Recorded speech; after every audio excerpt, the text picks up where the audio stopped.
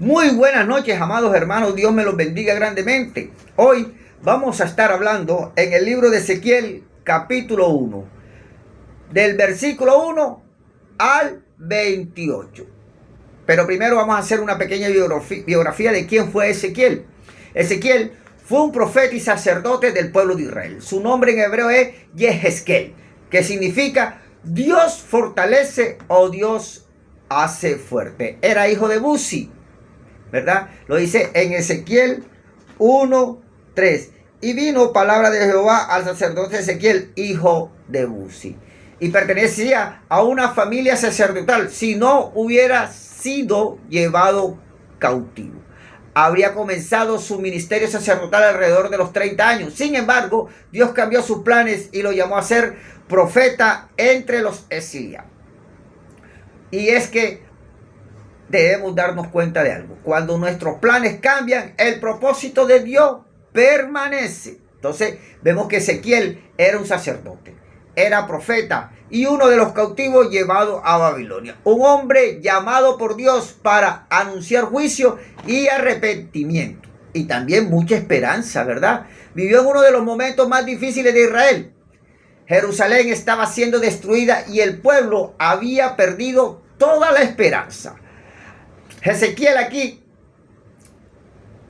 se dirige al pueblo judío, a ese que estaba cautivo en Babilonia, ya que ellos pensaban que Dios los había abandonado, ¿verdad? También sabemos que Jerusalén fue destruida, el templo desapareció, entonces ya no había esperanza. Entonces Dios levanta a Ezequiel para decirle: yo sigo siendo Dios aunque usted esté lejos de Jerusalén. Entonces, aproximadamente en el año 593, Israel estaba bajo el dominio de Babilonia. Muchos habían sido deportados por el rey Nabucodonosor. Vivían lejos de su tierra y sin templo. Y fue precisamente donde Dios abrió los cielos y habló a Ezequiel. Del versículo 1 al versículo 3 vemos cómo los cielos se abrieron. Ezequiel está junto al río Quebar cuando recibe una visión de Dios. Y Dios, recordemos, amados hermanos, que Dios no necesita un templo para hablar. Puede hablar en cualquier lugar. Dios es omnipresente. Dios también puede encontrarse en medio de tu enfermedad, en medio de tu deuda, en medio de tu tristeza o en medio de tu soledad. En el versículo 4 nos habla del viento, la nube y el fuego. Y dice: y miré, y aquí venía del norte un viento tempestuoso y una gran nube con un fuego envolvente, y alrededor de él un resplandor. Y en medio del fuego algo que parecía como bronce refulgente. Estos elementos representan la presencia, el juicio y la santidad de Dios. El fuego simboliza purificación. La nube representa la gloria divina y el viento muestra el poder irresistible de Dios. Del versículo 5 al 14 habla de los 4 seres vivientes y dice: y en medio de ella la figura de 4 seres vivientes, y esta era su apariencia. Habían en ellos semejanza de hombre, cada uno tenía 4 caras y 4 alas, y los pies de ellos eran derechos, y la planta de sus pies como planta de pie de becerro, y centelleaban a manera de bronce, muy bruñido. Debajo de sus alas, a sus 4 lados tenían manos de hombre, y sus caras y sus alas por los 4 lados. Con las alas se juntaban el uno al otro. No se volvían cuando andaban, sino que cada uno caminaba derecho hacia adelante. Y el aspecto de sus caras era cara de hombre y cara de león al lado derecho de los 4. Y cara de buey a la izquierda en los 4. Asimismo había en los 4 cara de águila. Así eran sus caras y tenían sus alas extendidas por encima, cada uno 2, los cuales se juntaban, y las otras 2 cubrían sus cuerpos, y cada una caminaba derecho hacia adelante, hacia donde el Espíritu les movía que anduviesen. Andaban, y cuando andaban no se volvían, cuanto a la semejanza de los seres vivientes. Sus aspectos eran como de carbones de fuego encendidos, como visión de hachones encendidos que andaban entre los seres vivientes, y el fuego resplandecía, y del fuego salían relámpagos, y los seres vivientes corrían y volvían a semejanza de los relámpagos.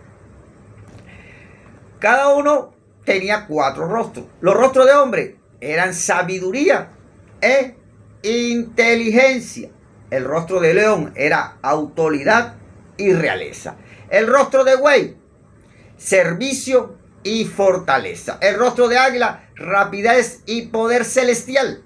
Estos seres muestran que toda la creación sirve perfectamente a Dios. Dios es el que manda. Y del versículo 15 al 21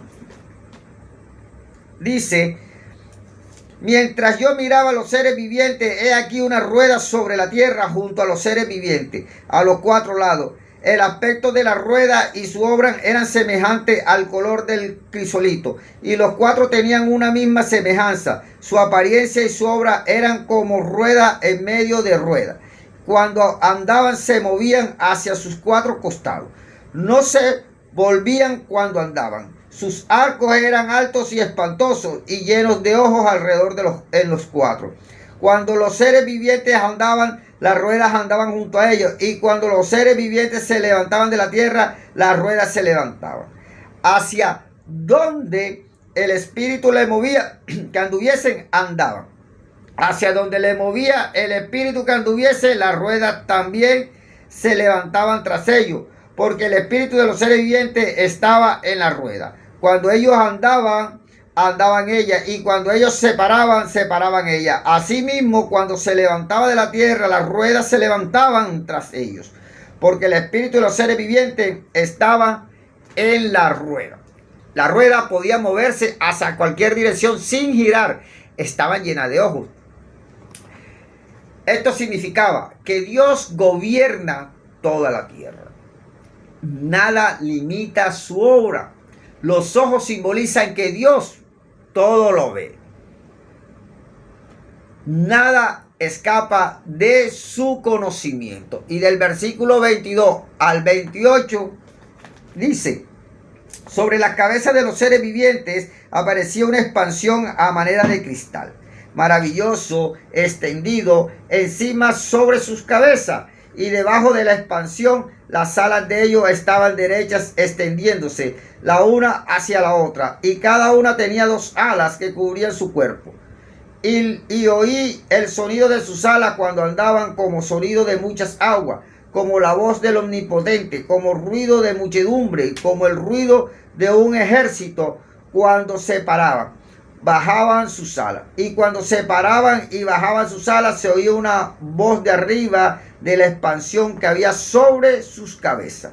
Y sobre la expansión que había sobre sus cabezas se veía la figura de un trono que parecía de piedra de zafiro. Y sobre la figura del trono había una semejanza que parecía de hombre sentado sobre él. Y vi apariencia como de bronce refulgente, como apariencia de fuego dentro de ella alrededor, desde al aspecto de sus lomos para arriba y desde sus lomos para abajo. Y vi que parecía como fuego y que tenía resplandor alrededor, como parece el arco iris que está en la nube el día que llueve. Así era el parecer del resplandor alrededor. Esta fue la visión de la semejanza de la gloria de Jehová. Y cuando yo la vi, me postré sobre mi rostro y oí la voz de uno de los que hablaban.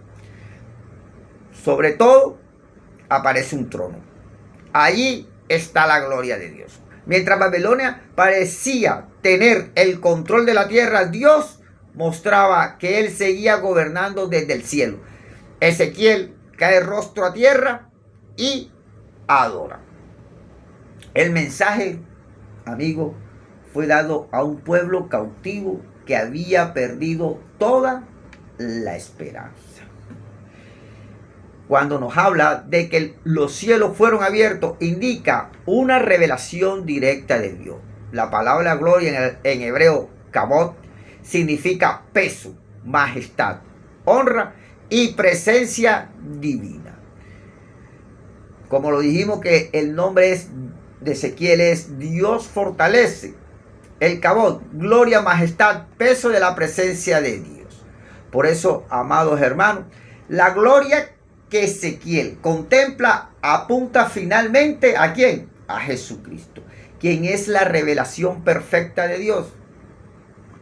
Así como Ezequiel vio la gloria divina en Cristo, esa gloria se manifestó ¿en dónde? Entre nosotros los hombres. Y cuando todo parece perdido, Dios sigue centrado en su trono. No debemos medir la presencia de Dios por nuestras circunstancias. Por eso, amados hermanos, hoy te digo que Dios puede hablarte en tu Babilonia, en una enfermedad, en una crisis económica, en un problema familiar, en una depresión, en la tristeza, en una pérdida de un familiar. Dios habla en todo momento. Cuando estamos afligidos, cuando la parte económica está mal. Pero Dios sigue sentado ¿dónde? En el trono. Aunque pierdas el empleo, aunque te enfrentes a dificultades, Dios sigue gobernando sobre tu vida. Dios ve lo que más nadie ve. Los ojos de la rueda nos recuerdan que Dios conoce tus lágrimas, Dios conoce tu lucha y Dios conoce tus oraciones. Así que estate tranquilo que Dios va a hacer de tu vida lo mejor. Él tiene un propósito contigo y a pesar de las adversidades y de todo lo que pase, te está preparando para que tú lo cumplas. Dios cambia nuestros planes, pero nunca su propósito. Ezequiel esperaba servir como sacerdote, como sacerdote, y Dios lo llama a ser profeta. Muchas veces Dios cambia el camino para cumplir un propósito.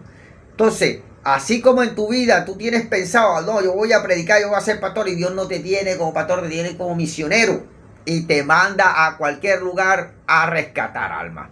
Entonces, Dios es el único que sabe cuál es tu propósito. Entonces, antes de servir debemos contemplar la gloria de Dios. Ezequiel primero vio la gloria del Señor y después recibió su misión. El servicio verdadero nace en una relación profunda ¿con quién? Con nuestro Señor. Entonces, amados hermanos, si hoy estás viviendo tu propia Babilonia, recuerda que el mismo Dios que abrió los cielos sobre Ezequiel sigue reinando. No mires primero el problema, ¿verdad? Levanta la vista hacia el trono. Cuando reconocemos que Dios sigue siendo soberano, el temor se convierte en confianza y la desesperanza en fe. Hoy te digo, amado hermano, confía en Dios. Él es omnipotente, omnipresente, omnisciente y eterno. Él es principio, Él es fin.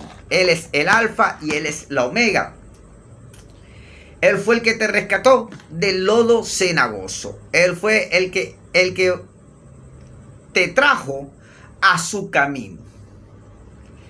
Y Él va a cumplir ese propósito que ha puesto sobre ti para que tú hables con denuedo su palabra y comience a transformar almas para que lleguen a los caminos del Señor.